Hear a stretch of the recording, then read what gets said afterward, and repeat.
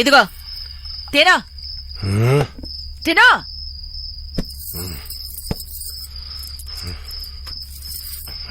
దాని తర్వాత అసలు ఏం జరుగుతుందో తెలుసుకోవడానికి చాలా ట్రై చేశాను. అన్ని రకాలుగా ఆలోచించాను.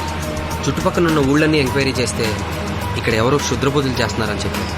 ఆ రూమర్ని బలంగా నమ్మి ఆ నిధిని దక్కించుకోవడానికి వాడు ఉన్మాదిలా తయారయ్యాడు. మీ తాతగారు రాసిన వీలునామా ప్రకారం నీకు 23 ఏళ్ళు వచ్చాక ఆ ప్రాపర్టీ నీ చేతికి వస్తుందని వాడికి తెలిసింది. ఆ సంగతి తెలుసుకుని ఆ రోజు ముందే నేను చంపేద్దాం అనుకున్నాడు. నువ్వు రాకముందు ఆర్కియాలజీ డిపార్ట్మెంట్ నుంచి ఒక అమ్మాయి వచ్చింది. ఆ అమ్మాయి నువ్వు అనుకున్న అమ్మాయిని బంధించాడు. ఆ అమ్మాయి పారిపోతే చంపేశాడు.